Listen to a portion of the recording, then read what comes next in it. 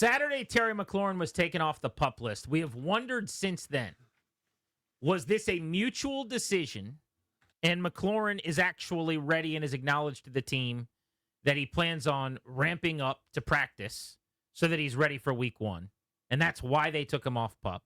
Or was this the team flexing their muscle and using the leverage at their disposal, clearing him physically, saying you are able to perform, you're not unable to anymore, taking him off PUP, and basically putting the ball in his court to do whatever he wants now? You can practice or not, but it's going to become apparent to everybody this is now solely about the contract because we're not playing along with the injury anymore. I think we got our answer yesterday when Terry McLaurin was not at the game. Now, I'll provide one caveat before we dive into this, Danny, and that is that Sam Cosmi, who is not in a contract dispute, who is not at odds with the club, who is also on the PUP list, although Terry is not technically anymore, was supposedly not at the game last night either and also was excused to not be there.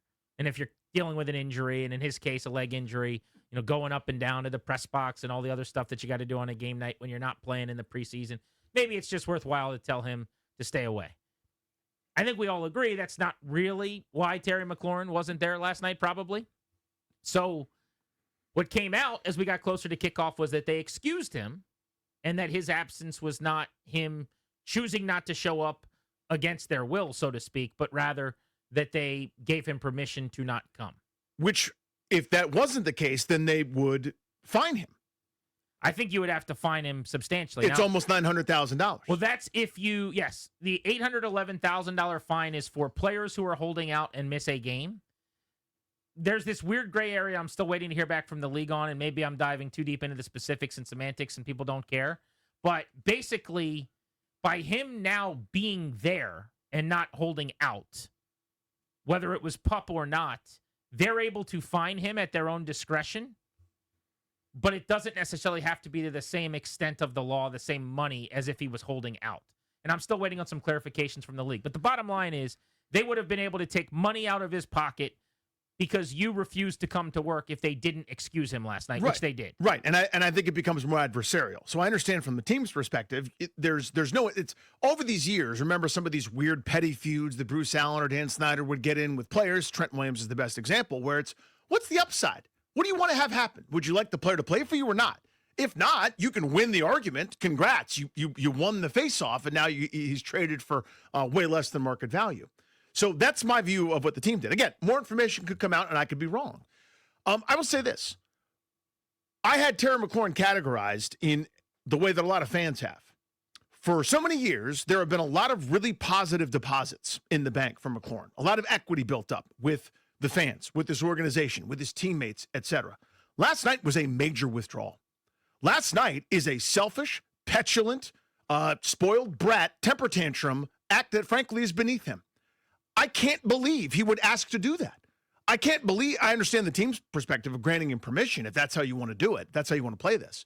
Because there's no upside in saying no, and now there's more of a feud, and you've made it worse, right? It's already inflammatory. Yeah, why escalate this fight bigger? I cannot believe that a person of his ilk would ever deign to do something like that.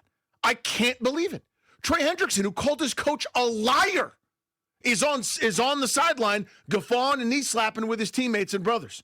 I mean, we need to play the Jamar Chase audio for talking about how valuable that is. Micah Parsons has said he'll never play for the Cowboys again and hates everybody's guts right there on the sideline. That's what you do. The contract that you are obligated to fulfill says you're part of the team. This selfish dance is absurd. I understand it's not going well for you for your future deal. I have sympathy for that. I understand that. A lot of the players do too. Last night was this season. You bailed. You quit on people. To me, there's no workaround. The idea that this isn't the biggest story and the first thing on everybody's lips was absurd to me. I feel like I'm standing alone on an island shaking my fist at the ocean.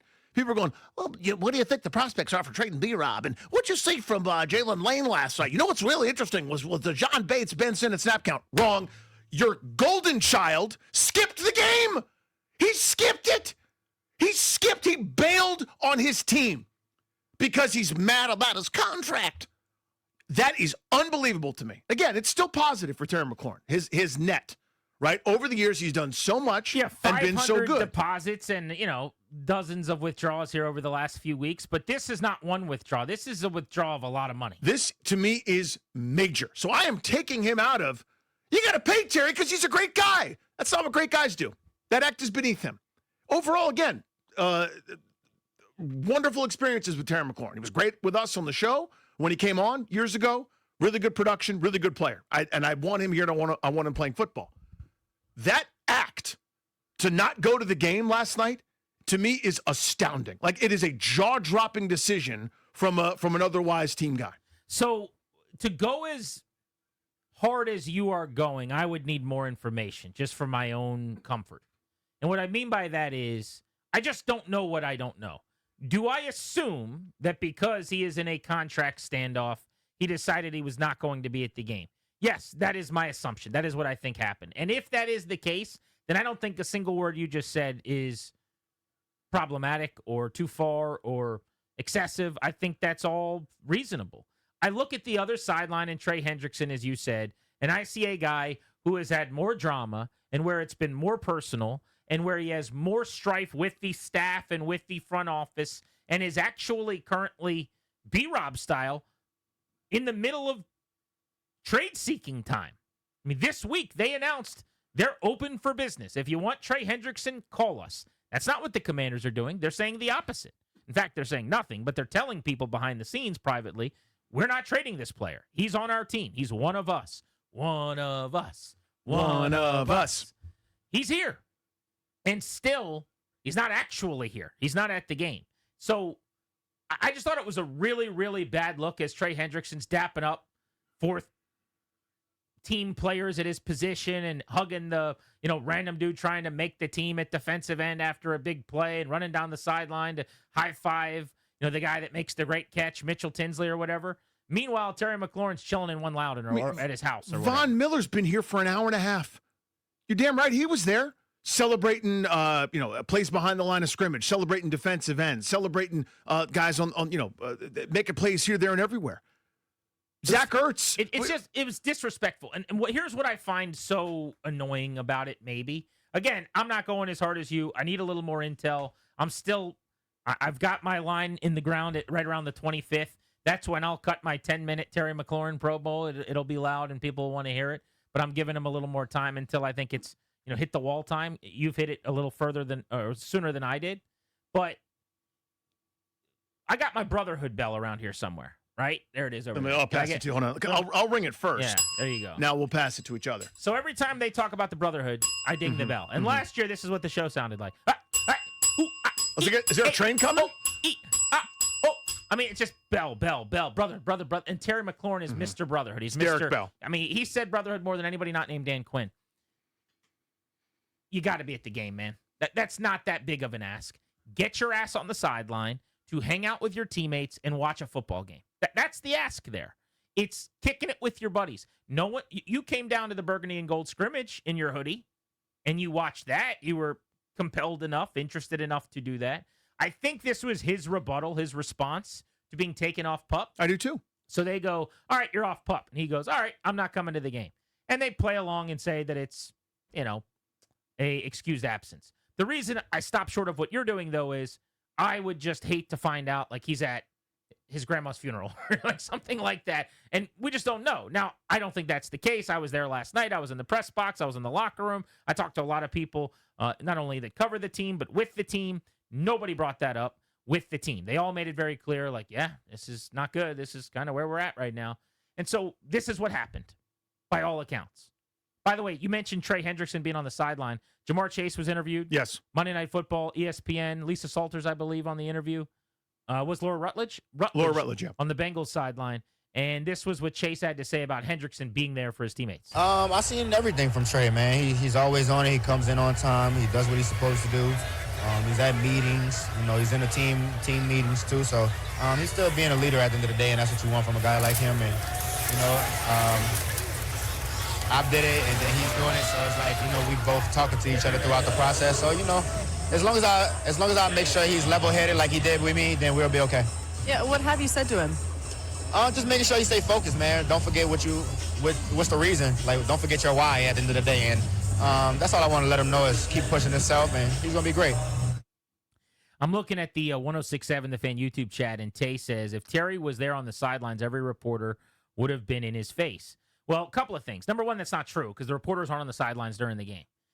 The worst thing that could have happened is that he would have been asked to do a sideline interview by Lisa Salters. Yeah, and PR can control that. The answer is no. We're not doing that. Right, and they would say no and not allow it.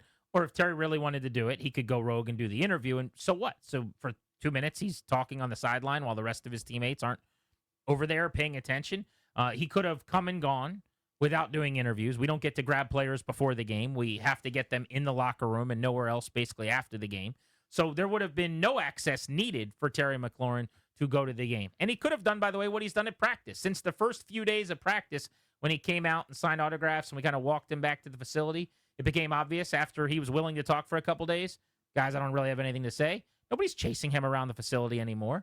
He just kind of comes and goes and does his thing quietly. So it really would not have been a distraction in any way. But he made the choice last night to not be at the game. And that was jarring to me.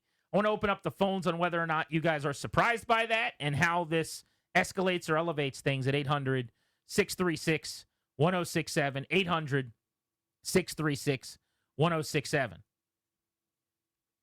My takeaway from McLaurin not being there, Danny, was I've got my answer.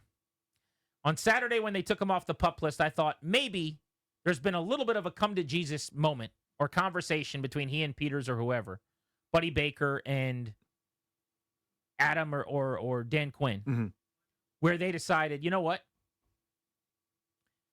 We're not going to be happy about this, any of us. This is not going to go well. I want you to know that I'm still mad. But week one, we got to beat the Giants. Let's figure this thing out together on the practice field. And by him not showing up, I now don't expect him to practice in the next couple of days.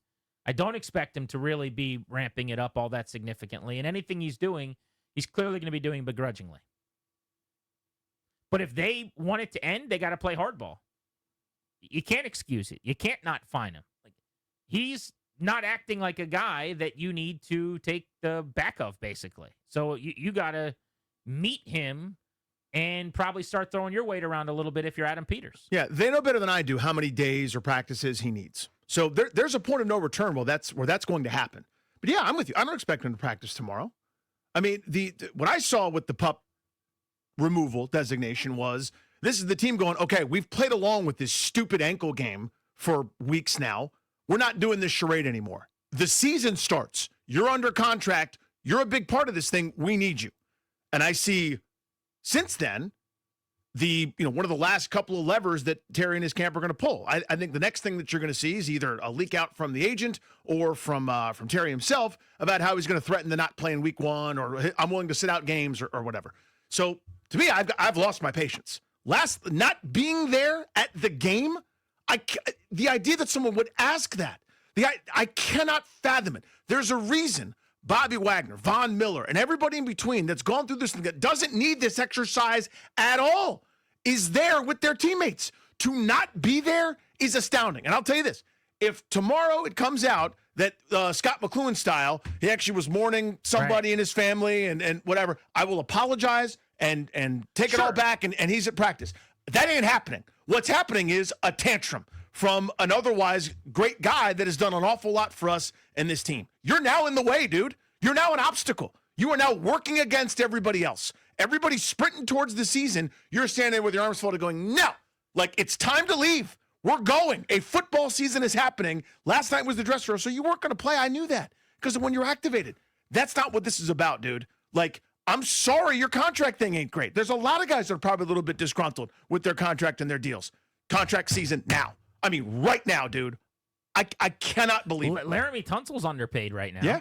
Going into a contract year. I mean, Frankie Louvu's going into the final year of a deal and wants more money, I'm sure. He outkicked his coverage last year. Yeah, he's not alone in that. I have been very much attempting to see both sides of this and to acknowledge what Terry's going through as a player, what the team is going through and trying to keep his number down because of his age. And I hope people feel like we've done a good job at representing both sides as often as we can. But the patience that I have with him, and I get the sense that a lot of fans have with him, as we get closer to the start of the season is drying up. And a lot of the goodwill, the good thing for him is there was plenty of it. There was a ton. But it is. And deserved. Absolutely. Yeah. I mean, this is one of the all-time teammates, one of the all-time workers, one of my favorite players I've ever covered. Just date a person's daughter kind of guy, right? And that's still the case. I think this is just business. I'm not going to go where you went, where you go like, oh, well, this is not what a good guy does. This is just handling your business in a way that I think is poor and being a diva wide receiver. I don't know if Stephon Diggs is a terrible guy or A.J. Brown's a terrible guy. I don't like how they handle themselves as professionals a lot of the time. Having said that,